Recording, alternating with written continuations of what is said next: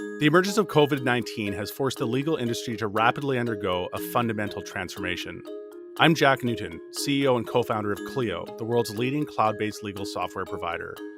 In each episode of Daily Matters, we'll explore what this new normal means for law firms, how legal professionals can find success while working remotely, and how lawyers can best serve their clients during this unprecedented situation.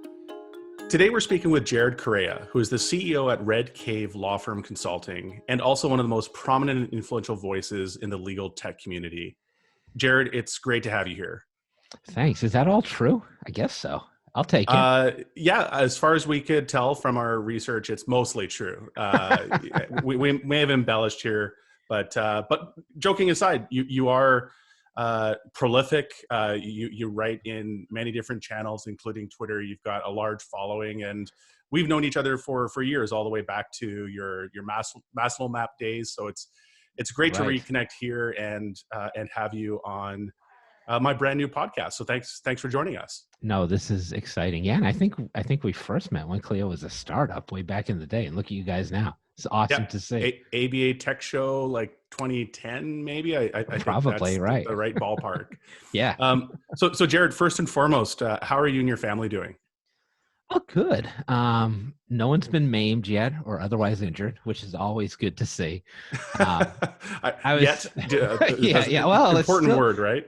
It's still early, maybe hopefully not too early during the quarantine period, but my son is like not in school. He's 8. And I was just on a video conference with somebody and he was playing like his new PlayStation. And he's like, I could do quarantine forever. He does like an hour of school. He's playing video games. He loves it. And my daughter's 5, so she's a little bit younger. So she's kind of like, she's getting used to it. But it's hard. It's tough when you're that age because like it's really hard to entertain yourself as like a 5-year-old girl. So we've been trying to plan it out so we get to spend time with them. And then my wife is like working at a big law firm, and like the first thing she did when she came home instead of the home office was buy the biggest printer I've ever seen. And I was like, that's how I know you work at a large law firm. So everybody's adjusting, but we're doing well. Thank you for asking. That's great. That's how you know you're well equipped to work at home if you're in a large law firm. Get the biggest printer money can buy. I was like, I didn't even know they sold them this large, but I see it now. I'm staring at it right now. Does it have an add-on module where you can enter the matter code for your photocopies and printouts and make sure everything's tracked appropriately? I think so. I believe there's an attached fax as well. Like I would show it to you, but I can't get into the camera. So. Well, we'll ship you a wide-angle camera and do it on a follow-up episode. Yes, we'll do it again. So Jared, you touched on this, but tell me a little bit about how your day-to-day has changed with the impact of COVID-19 and I believe you did a lot of work from home to start with, so maybe it's not that dramatic a change other than the fam being a bit closer than usual. But tell me what those changes have looked like for you. Yeah, you see me looking away. My daughter just bounced into the room and then just left. She's like, "Oh, another video conference." I will tell you, like, there's only one way that my day has changed, and it's that I've shifted hours a little bit. So. My kids are probably home more regularly than most people's kids. Like my son is off the bus like 3 days a week. We spend time together. My daughter's home on Fridays with me. So I usually am somebody who works in the morning. So I'll usually do like a 4 to 8 a.m. block in the morning. And then I'll get started with the kids and we'll hang out for a little bit. And then I'll work intermittently throughout the day. And really the only thing that's changed for me is I've kind of been militant about not scheduling any meetings until like 11 a.m. our time. So what I do in that time is I'll work out, I'll start hanging with the kids, I'll get them breakfast, we'll play for a little bit, no screens, and then we'll do educational stuff for about an hour and a half, and then I kind of start the work day. And then I try to have like half an hour block here and there where I can just hang with them and sit down and make sure that somebody's paying attention to them, because my wife's job is still very much like 9 to 5, so she can't really do that at this point. But that, in terms of like my day, that was like normally my day, aside from the fact that they're just home all the time in larger periods. And my daughter just showed up right now. Do you want to say hi? Yeah, come on in and say hello. This is Grace. We call this the Levine appearance now. Aaron Levine was the first podcast host to join us. Hey there, how's it going? Is this your first podcast? And she's out. She's got an Easter basket. She's got stuff going on. Yeah, way better stuff to do. But this is like I tell people, like they're like, how much has your life changed because of this? I'm like, basically it's like a Tuesday afternoon for me. Right. So So you've got maybe we can dig there a little bit, Jared. You've got, maybe you could tell us a little bit about your consulting practice. What does Red sure. Cave Consulting do? And what are some of the tactics that you might be able to share, the pro tips in terms of having seen the work from home with kids at home and maybe having to educate the kids at home layered in on top of all of that? Do you have Right. any strategies you could help share with the listeners as well? Oh, sure. Well, I'll get into the consulting thing first. So I've been doing consulting for law firms, business management consulting for years, probably about 12, 13 years at this point. And I have private clients that I work with on a subscription basis. So I have people who I talk to regularly about their businesses, at least 2 hours a month. And that's really a global practice at this point. Last client I signed on, I think his law firm is located in Uganda. And that's really cool because I can work with attorneys across the globe, see the differences in their practices.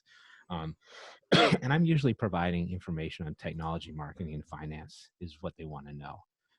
Lawyers are lagging behind in technology. They're often lagging behind in marketing and finance. So like there's a lot to work on, obviously. And then what I've done in addition to that is kind of outsource what I used to do in Massachusetts. You referenced this before. I used to work for the state of Massachusetts as their practice management advisor for all the attorneys in Mass, and there are about 60,000 lawyers in the state. I've since outsourced a program like that to several different bar associations, and I'm working on adding more of those. So essentially, I'm like the outsourced consulting partner for the bar, which is kind of cool because that's like a turnkey operation for me. So is that like an outsourced PMA, practice management advisor kind of function, Jared? Essentially, and that's kind of how I set it up intentionally. A lot of bars don't want to pay like full freight to have somebody on the staff. And then some bigger states, for example, like a lot of those bar associations want people to do like in-person meetings with consultants or go to a law firm's office. And like, if you're in like Nebraska, that's not particularly practicable because you got somebody who's in one part of the state and then they got to drive to the other part of the state. So I do it completely virtually, turnkey operation. And so that's worked out pretty well. So in terms of like the consulting, those are two of the income streams. And then I do a lot of writing and consulting with larger legal companies, including tech companies as well. And that's all done from home. So I've done that from home for, 5 or 6 years now at this point. And when I was working for the state of Massachusetts, I was always like, I could do this at home. And it turned out to be exactly the case. And I think Right. for most people, that's true. Like lawyers, especially, like, it's not like you're running a restaurant or anything like that. I think that's food. one of the enduring changes we'll see as a result of this crisis is a lot of people that maybe thought that the only way they could get their job done was going into an office, or a lot of managers that thought the only way they could manage people's work was seeing them work at an office. Will realize that the world of work has become way more mobile and way more distributed, and it will probably stay that way. I think it's been a crutch for a lot of people. Like you said, Yeah. especially business managers, because like you rely on that cadence of meetings that happens on a regular basis in the same way, and you just get stuck in that model. And law firms, as you know, they're tougher to move off of models like that than almost Yeah. any other business. We're just So seeing bums in seats, seeing somebody working for yeah. 10 or 12 hours a day.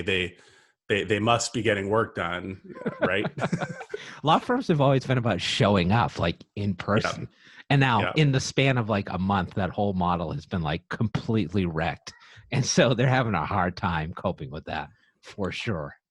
So tell us, Jared, you went from, at Maslow Map working in an office to doing thematically similar work from home. How did you find that transition? And do you have pro tips to share in terms of how do you number one, ensure that you're productive at home? But I think also something I've heard from a lot of folks, including employees at Clio that have been working from home, is that the lines between work and home become much blurrier, and it can be easy. And I've found myself in the same trap. Easy to work a 10 or 12-hour day and look up from your computer and not even realize that you've been in the zone for a stretch and missed dinner and haven't seen your kids for the entire day. Oh, totally. It's really tough to normalize that in a home environment. And then the other thing is like on the opposite side of that, if you're having like a particularly slow day, right? And you've got like 2 hours between conference calls, let's say, you're like, I should just empty the dishwasher and maybe fold the laundry. And then you say, where did that 2 hours go? Now I got to write something and it's midnight. So you've really got to be on point. about being efficient. So I think that's part of it, like scheduling a time for you to work, right? Because it's very easy to work like an 18-hour day, or on the other end of it, like a 2-hour day. Either of Right. those things could happen depending on the day.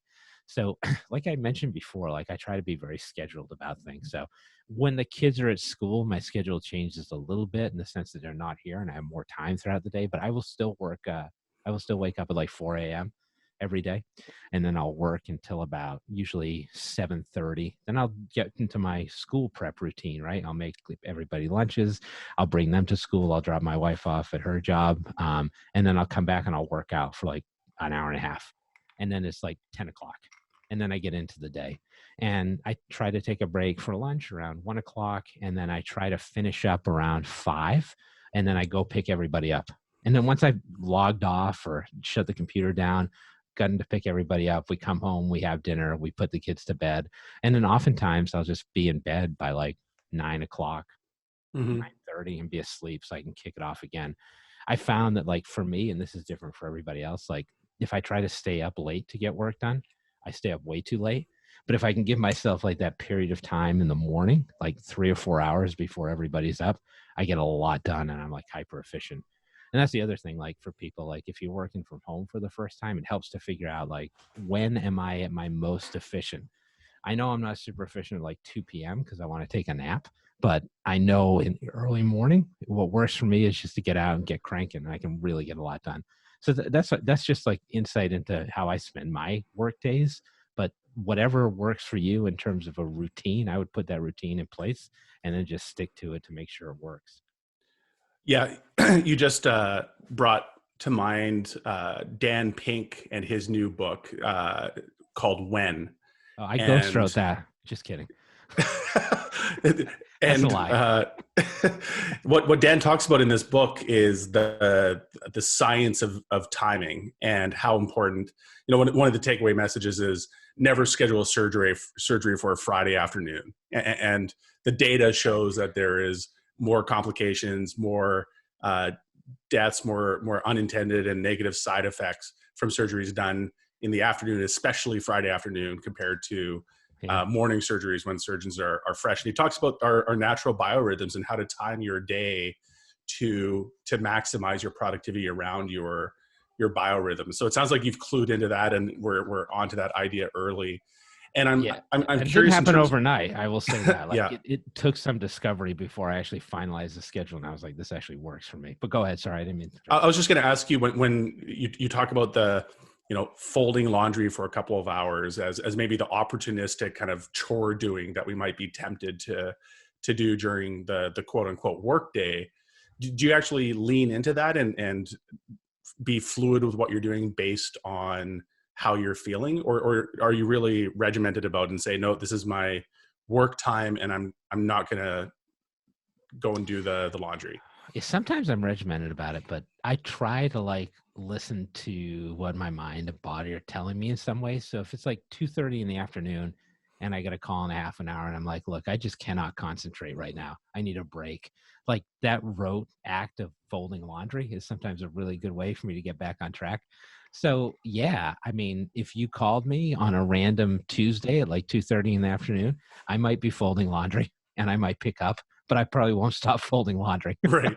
Yeah. So yeah, totally. Like, and I think every day is a little bit different. And the other thing for me is like, I found that when I was working in an office, the real challenge was that like anybody could come into the office and anybody could ask me a question at any time.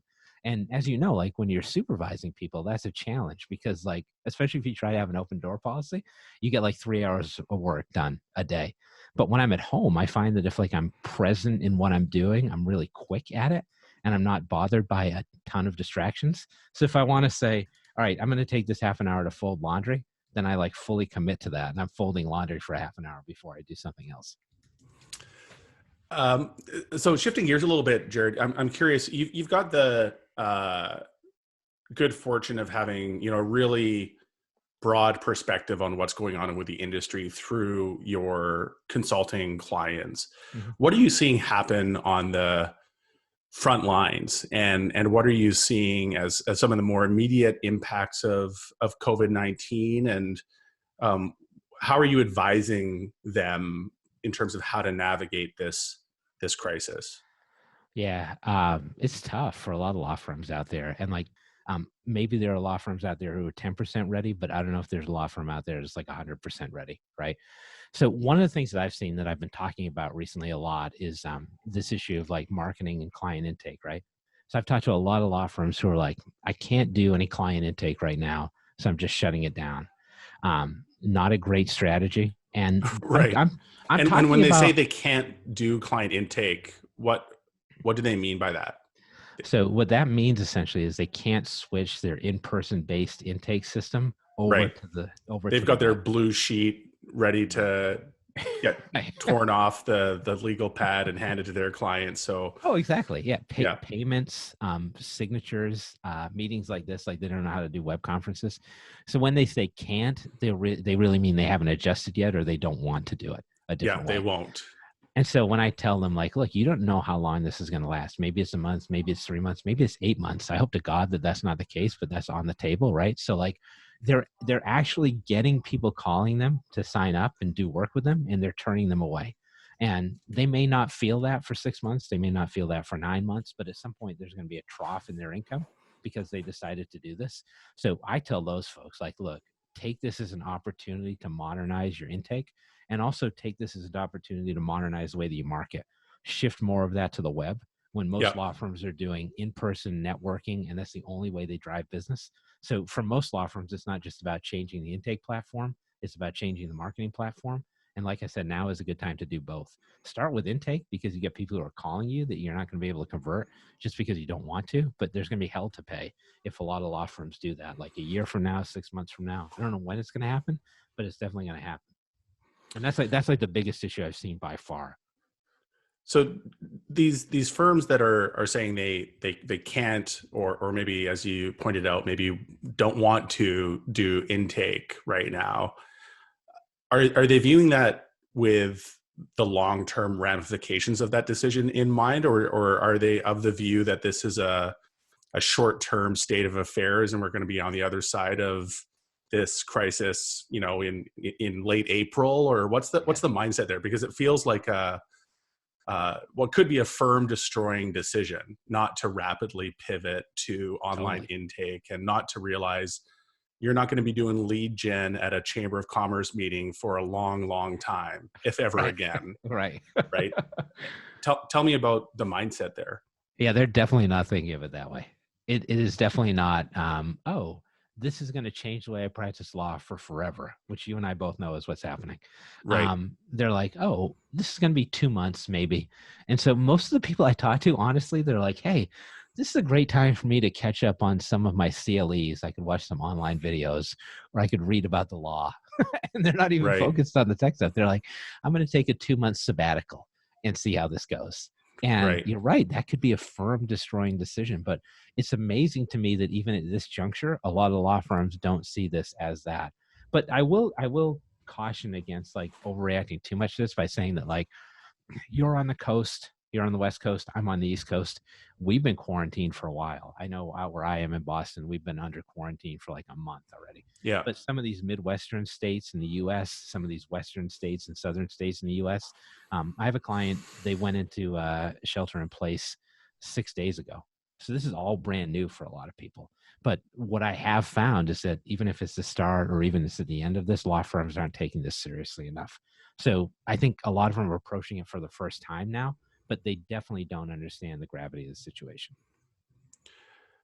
And I think if we extrapolate even from your data point, your consulting clients, which I think just by virtue of the fact that they're consulting clients of yours, they're going to be more plugged in than average Right. on technology, on how to manage a law firm better. I think we can extrapolate from there that there's cause for deep concern if you look at the wider legal population that are just not truly appreciating the gravity of the situation and how rapidly they need to adapt if they're going to survive. And my question to you, Jared, would be, what do you believe will be the differentiator between the firms that emerge from this crisis having survived and maybe even thrived and coming out of it stronger than Oh, when I they think entered it, that's, and yeah. those that might fail? Yeah, no, it's totally the case that some firms are going to thrive based on this. So I think like to this point of our conversation It's how quickly can you act? And you make a good point about, like, look at the number of solo lawyers there are in the United States, Yep. let's say. It's like 60, 70% of the total population of lawyers, right? It's massive. And a Yeah. lot of these people are going after this without any kind of help at all, right? They're trying to find their second cousin who's 14 years old, who's like, can you set up a Zoom conference for me? I think you must know how to do that, right? And a lot of them are not thinking about taking action quickly. A lot of them are still in this phase of, what do I do? How do I convert my old practice so that it works now? And they're not thinking of, how do I change my practice in its entirety? But the lawyers who are going to succeed and who are going to thrive are starting to make those changes right now. And in fact, they were probably pivoting like last month.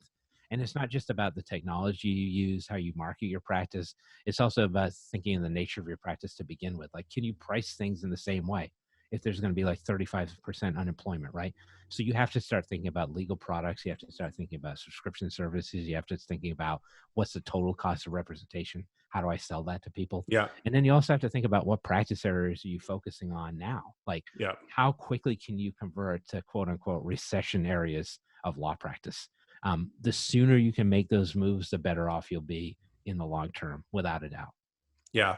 And to your earlier point, if you're brushing up on CLE, maybe you should be anticipating, what the high need practice areas are going to be over the coming Right. weeks and months. And I think that lawyers don't appreciate, maybe an intrinsic benefit to being a lawyer, is that there is a built-in flexibility and a built-in resilience to a recession like the one that we're in. By the way, not the one we're about to enter, the one we're already well in. Yes, correct. And think about how you might be able to pivot to those in-demand practice areas. And again, you can't substitute experience in all cases, but if you're general practice, for example, think about which areas you're doubling down in your marketing and your lead gen, Right. Yeah. and so on. Yeah. Even in a disaster like this, there's always opportunity, but the people who are going to capitalize on that are the ones who are going to act quickly.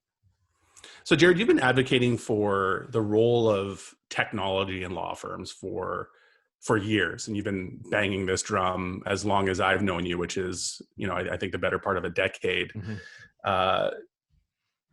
Are you seeing this moment as the catalyst that will finally get law firms to fully embrace technology out of necessity, or do you think that will happen for a subset of the law firms out there? What is your level of optimism around the amount of change this might drive? I mean, I'm pretty optimistic about it, honestly. And I've been it's interesting because I've been thinking about this a lot lately. I kind of view this as like the second wave of law firm technology adoption. And I kind of view the first wave as like that period, 08, 09, 2010, when there were cloud-based products that started to come out, including yours. And law firms started to adopt it, like the early adopters. Yeah. And what I think is really interesting about that is that happened during a recession as well. Yeah. So I think what moves lawyers is revenue across the board. They're always thinking about revenue. And if it's revenue that's down, then they're going to start thinking about, okay, what do I need to do to ramp up? So now I think is going to be the second wave of legal tech, where you see all these late adopters who are coming in like 10 years later. And they're like, okay, now it's time to get on top of this. And because they're lawyers, they're going to view this as like, oh, I'm doing some amazing things. Did you hear about this new technology that's out? And I'm going to be having conversations with these people who are like, that technology is last decade's technology. You got to adopt that and also adopt some stuff on top of it to be able to stay up to speed. So largely, I think that's a positive development. But I think like it's going to be the people who are behind the curve getting caught up to being a little bit less behind the curve. Right. But I think the important point is that you talked about early adopters. My feeling is, as somebody who's on the front lines of legal technology adoption, is that we're still in that early phase of the technology adoption curve with legal technology. I still think people adopting cloud solutions, for example, are in the early adopters as opposed to the early majority or late majority of the technology diffusion model. I think that's a fair point. And like to that point, you see all the interest in legal tech that's developing right now. You see investment coming into legal tech. Yours specifically just had a big injection, right? Yep. There's interest in this. People are starting to put money in this. And so when I tell people this often as well, that like, I still think legal tech is in like it's in its nascent stage, even now, even in 2020. And I think most people look at me who are in the industry and say, well, legal tech's been around for forever.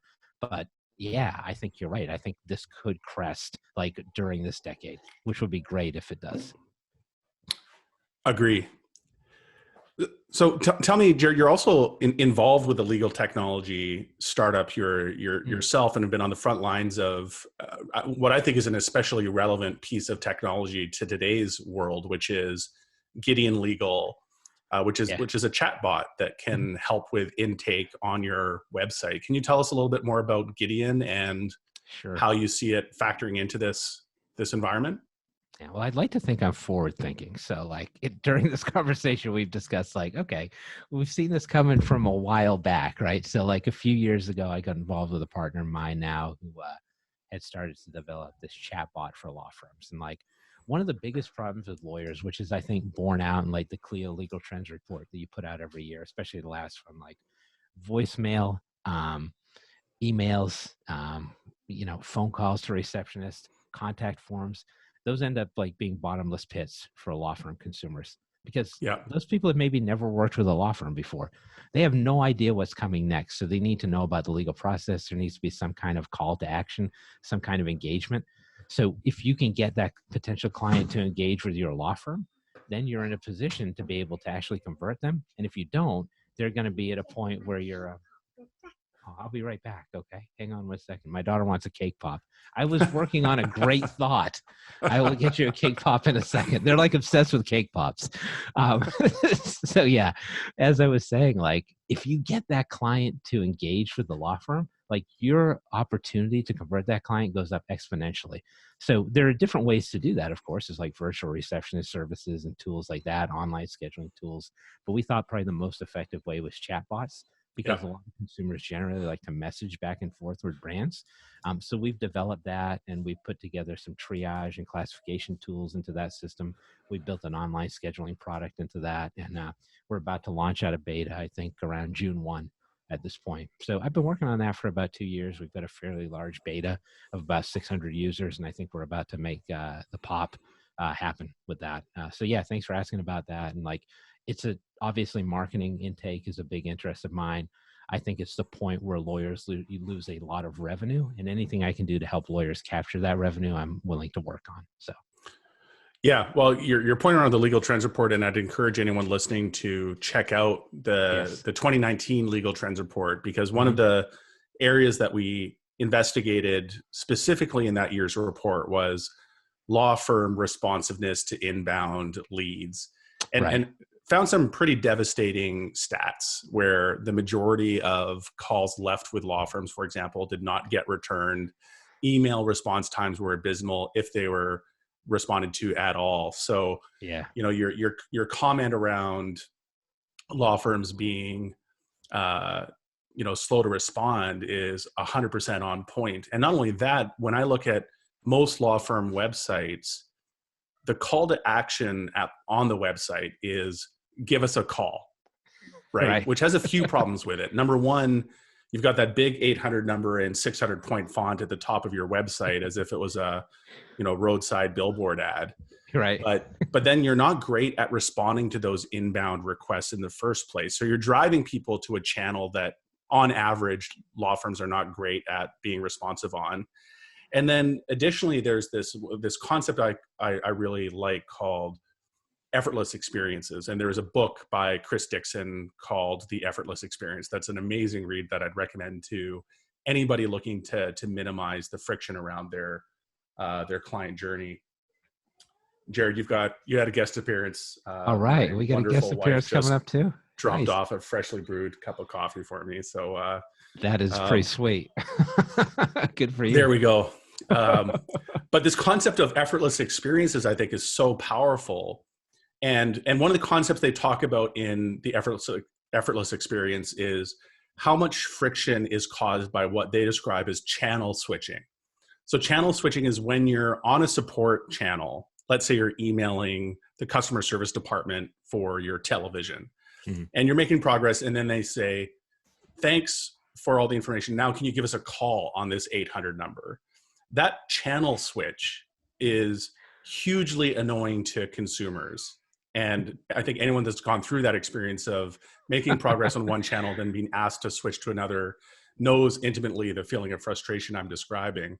And Right. yet that's actually the first experience that most law firms ask their prospective clients to undergo when they visit their website. And I think the idea of an integrated chatbot is so powerful because you're preventing that channel switching, but you're also able to layer in some intelligence into that, where you can actually screen out bad fit leads. You Yep. can do a lot to make sure that only the best leads are kind of hitting your inbox. So can you just tell us a little bit more about that? Because I think it's a particularly relevant technology in the midst of this crisis, to be thinking about, how do I not punt on intake for 2 months and hope that the Chamber of Commerce get-togethers are going to work again? How do I pivot to an online world with aggression? And that could be as simple as an HTML form on your website, but it could also be as sophisticated as an AI chatbot. So tell us a little bit about what's possible on the edge of legal Right. technology today. No, it's funny you mentioned the channel switching thing. Like, I just had an aunt that passed away, and I had to organize her funeral, which, by the way, is like really challenging during a global pandemic. I can imagine. I was calling in for life insurance, and they're like, "Oh, that's with another company. You need to call them. Here's the number." I'm like, "Wait, am I writing this down, or are you transferring me?" They're like, "Oh, we're not allowed to transfer you. You have to write it down and then call." I'm like, "Great. Right. Now I'm in this for another half hour." Exactly. You're It's right. Like, frustrating. yeah, it totally is. But you're right. This notion of like having one channel to be able to take a lead from step one to step close is a really good thing. And there are multiple different ways to do that, as you said. I tell law firms, like, the first thing to do is make sure that your contact forms are working if you use them, right? And it's staggering to me how many times contact forms break on websites. Yep. And usually that's like level one for a law firm intake. So I often tell clients that I take on that I usually email them through the contact form at their website, and I wait to see how long it takes them to respond to me. And like 75% of the time, they don't respond at all. And I'm Yeah, like, "How that's are your it. contact forms working?" And they're like, I'm like, "Let me just clue you in. They're working poorly." Yeah. So yeah, Well, one it's of the often, things, I mean, the form works fine. It's just the whole process sitting behind that form that's broken in most cases. right, exactly. So, Some unmonitored inbox, or, oh, correct. Yeah. The info account, the dreaded info account. exactly. I had a good conversation with Chad Burton last week on this podcast as well. And he talked about the fact that intake is often the side job for somebody as well, right? They've got a normal Right, full-time job, and right. intake, picking up the phone, getting back to those emails is the nice to have, get to it when you have time kind of. Right, and that's a great segue. Like, one of the things we've been thinking about in terms of like designing this chatbot is like, how do we still engage the law firms in the intake process so they feel like they're invested in it? But how could we also put it on autopilot if that's what they want? And how do we mix and match those two things? Mhm. So ideally, what you want is somebody coming into the website, they get triaged, they answer some questions. There's a classification that resides, and then you decide what to do based on that classification. That could be scheduling a callback. That could be scheduling an appointment right through a chat service or some other service as well. That could be any number of things. But then beyond that, what's really helpful is that, like, the way we've set it up, at least, is you trigger for a particular classification. And then once that classification is hit, what we're building out right now is like a back component. So somebody who's at the firm is pinged that there's a hot lead, and that's not for every lead. That's just for leads that hit specific classifications. That person can then come in, convert this to a live chat conversation, and try to close somebody right there without the aid of a bot if that's not what they want to do. Or they could leave the bot on if they want to. Right. And then from there, what you want to do is try to wrap up as many processes as you can. Again, a chatbot or something else. So you want people to be able to make a payment through that channel. You want people to be able to sign an engagement agreement through the channel. You want people to be able to do a click-through disclaimer through that channel. You want Mhm. people to be able to do a disclaimer if they had a meeting with you through that channel. Heck, if like you trust the technology enough and you say this person has not hit my criteria, you could be in a position where you're sending out a non-engagement letter or email right through that same channel. So no channel switching at all, one pipeline essentially, and that takes care of the entire intake lifecycle. And in terms of like the technology that's out there and available, whether it's a chatbot, whether it's a CRM, whether it's some type of other intake tool, you want to make sure that you're handling that entire pipeline through that one channel. And I think that point that you made previously is very well taken on that front. Yeah. No, hugely useful technology, and thanks for that additional perspective. So, Jared, maybe to wrap up, hugely enjoyed our conversation, and it flew by. We will have to do a part 2 and dig a little bit deeper on the legal technology piece. But maybe for a parting message, would love to hear from you what your main message to our listeners would be. Either as legal professionals or as human beings, especially as it relates maybe to what you think the approach needs to be around making sure you're one of those firms that is not just surviving but thriving in this crisis. Yeah, I'll just piggyback on one thing we said before, which is like to act quickly. But one thing I will say is that it's difficult to act quickly when you have a staff in place, because one of the things that happen now is that law firms in a compressed period of time would have to figure out how to manage the distributed workforce. That's something they've never done before. That's so right. I think rebuilding some of those cadences that you have to talk with your colleagues is really essential during this time. So I've been talking to some people about having like stand-up meetings every morning, for example, which is something that law firms never do, which is something that technology companies have done for forever. So just figure out what's in people's way, how to move past it, and then also continue to schedule web meetings that are one-on-one as well, and try to replicate what usually happens in law firms as far as that's concerned. But I think if you've got a staff, part of your pivot has to be what are the policies and procedures now? Do we have a bring your own device policy? Do we have a work from home policy? Now would be the time to adopt those. And then on top of that, less policy related, but figure out what the work cadence is going to be for your team now that you're in a totally online environment, and try to get ramped that up as quickly as possible. And that will lead to law firms becoming more efficient ultimately. Yeah. And I think you've teed up what could be a great part 2 for our conversation, which is, I think, the move to cloud technologies is one piece of the challenge, but the entirely almost unrelated part of the challenge that most law firms need to tackle right now. They're closely related from the fact you need to pair them together perspective, but the skill sets are disjoint in that you need the technology and cloud-based tools for your law firm, but the human side of things, how do you manage teams in a distributed remote world, is an entirely different ball of wax. Yeah, so something lawyers are terrible at. Well, right now. Right. And I think that it's a whole new muscle for almost every law firm to build. So great way to wrap up part 1 and set up part 2 of our conversation. Jared, Thanks so much for joining us today. Really enjoyed our conversation. Thank you. Always a pleasure. And only 3 drop-ins. I was very proud. Not bad at all. Well, stay healthy and stay safe.